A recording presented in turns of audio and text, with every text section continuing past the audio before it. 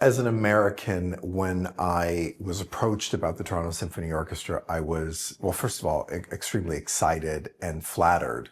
When you do what I do for a living, and one of the great orchestras of the world is interested in having you in a leadership role, well, first of all, one really understands, perhaps maybe I've made it, and it's a great acknowledgement of many years of hard work. I was attracted to the Toronto Symphony Orchestra for a number of reasons. I mean, first of all, the quality of the orchestra, the hunger that I felt from all of those people involved, that they were an organization that was growing and wanted to be more than they were, an organization that wanted to contribute to the community in a broader and a deeper way. An incredible music director in Gustavo Jimeno. We have a long history together in that I actually hired him for his US debut at the Cleveland Orchestra, where I was working all of those years ago. And of course, you can't be an American and think about leaving America without it really meaning something, quite deep, really.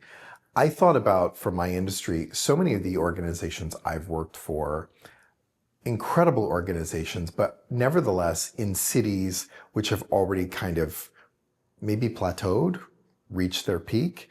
And there was something about coming to Toronto for me that I was very excited by the idea that this is a city that has not yet become what it's going to be. I think that it's very much a city whose better days are ahead. And there was something really exciting about coming and working for an orchestra, right? This art form that's been around for hundreds of years, but thinking about how that can be a catalyst for moving a city like Toronto forward.